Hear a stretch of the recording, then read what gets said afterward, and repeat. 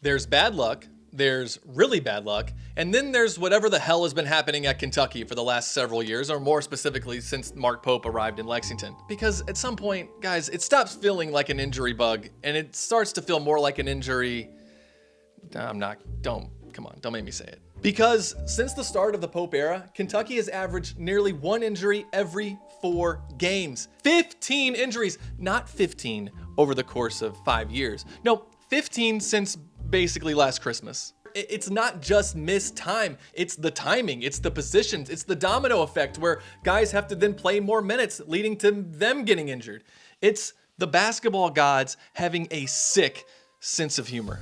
Rare Rookies on Twitter tried to disprove that Kentucky gets injured more than other teams, and in the process proved himself wrong. So let's walk through this masterpiece of misery, because when you break it down one by one, you almost have to laugh to keep yourself from going crazy. Now, it all starts, of course, in 2024. The Cats are rolling. They're 7-0 to start off the Mark Pope era. They're at Clemson for the ACC SEC Challenge, and boom, Lamont Butler goes down with an ankle injury. Now, nothing too crazy, right? Just one of those normal basketball injuries, except it sidelines him for the Gonzaga game, which is important because, as we know, Lamont Butler is the starting point guard. His backup is Kerr Kriisa, and literally in that next game, Kerr goes down with a non-contact injury, like literally no one around him, non-contact injury. And it wasn't one of those, well, he'll be back in a week kind of injuries. No, he breaks his foot. Season over, never plays another game at Kentucky.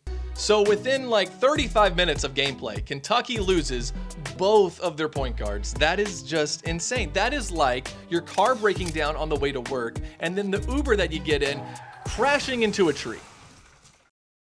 Brandon Garrison then followed all that up with a small injury, but he was only out for a game. Andrew Carr started dealing with back problems in and out of the lineup, missed a couple games trying to play through it, because now we're just mixing in injuries with chronic pain, which is always fun. Then Lamont Butler comes back, only to suffer his worst injury yet. Against Texas A&M, Butler went down with a severe shoulder injury. He was in and out of the lineup all year, trying to play through the pain, missing stretches, never fully right, because, nothing helps a basketball team like your starting point guard being held together with duct tape. But don't worry, we're fine. We still have Jackson Robinson. We'll move him over from shooting guard. He'll be the third string point guard. But before the South Carolina game, in practice, diving for a loose ball, hurts his wrist. At first, it's like, okay, well, he'll miss a game or two. Nope, needs surgery. Out for the season. So enter point guard number 4, Travis Perry, and he hurts his wrist also, and he misses the Illinois and Tennessee games in the NCAA tournament. 4 point guard injuries in one season. 4 in one season. So to recap the 2024-25 season, a really well put together roster with great college players who beat 2 of the 4 Final Four teams and the eventual national champion, had to deal with 7 injuries. 2 players suffered season-ending injuries, 2 players dealt with injuries all year, 3 of those 4 players were starters. And that sums up year 1 of the Mark Pope era. And you'd think, well, surely the basketball gods have gotten it all out of their system, right? Well, couldn't even make it through the summer. Otega Owe gets turf toe, misses a lot of workouts and practices. He's not ready to go until October. Takes him a while to get going during the season. Then, and this one's incredible, Jalen Lowe in the blue-white game dislocates his shoulder. Eventually ruled out for the season, which makes that point guard injury number 5. 5 point guards in roughly a year. Well, make it 6 because Denzel Aberdeen would miss the Georgetown exhibition due to a lower leg injury. That's point guard injury number 6. 6 in 11 months. Kentucky has had more point guard injuries than inches of snow that we got during this year's edition of Snowmageddon. And now we get to the start of the season. That's right, we hadn't even started the season yet, and Trent Noah gets hurt in the first game. Lower leg injury, he misses several games. Welcome to the season. 4 injuries and 1 guy recovering from a torn ACL that he got at another school. Meanwhile, Jalen Lowe still trying to play with a shoulder held together by thoughts and prayers, which is admirable, except he dislocates it again. And then again. And by the time it did it for the Mississippi State game, you could understand why Jalen would be like, okay, look, I love basketball, but I love it even more if my shoulder remained attached to my torso. And just like that, Jalen Lowe became the 3rd Kentucky point guard with a season-ending injury in just 41 games. But we're getting ahead of ourselves because Kentucky has a few more injuries in between all of that. First, Mo Diabate suffered a torn ligament in his ankle versus Michigan State, sidelining him for 5 games. Brandon Garrison got hurt and missed the rest of the Bellarmine game. Nothing serious, but it counts as injury number 13 of the Pope era. Jaden Quentin's returned from his torn ACL and looked great versus St. John's. He brought out the strength and conditioning coach and assistants in the postgame to credit them for getting him back on the court. But between that game and Kentucky's loss to Missouri, JQ experienced knee swelling, and that has kept him out ever since. Now, yes, Kentucky knew when they signed him he was recovering from a torn ACL, but I think the expectation was that when he returned to the court that he would be good to go, and I guess you would just have to be naive as hell to believe that.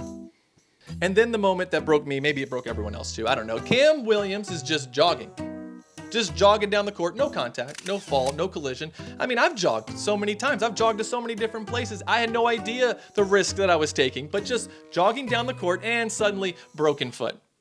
Likely out for the season. That is 15 injuries, 15, and we're just in January of the second season. There's no possible way you could, wait. He said what? Oh, come on.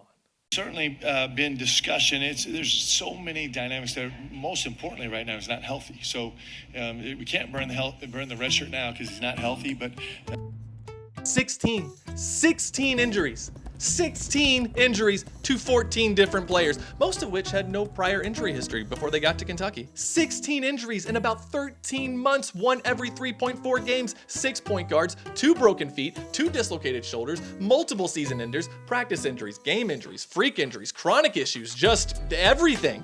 Since COVID, Kentucky has just played 13% of their games at full strength, with full strength being guys who play 10 minutes or more. No matter the results now, Mark Pope deserves a 3rd year, if for just one fact and one fact only.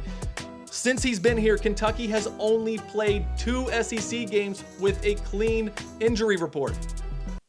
Now, they lost both of those games, but that's not, just don't worry about that. I mean, injuries happen, but this is like surviving that Uber crash from earlier and then the ambulance crashing on the way to the hospital.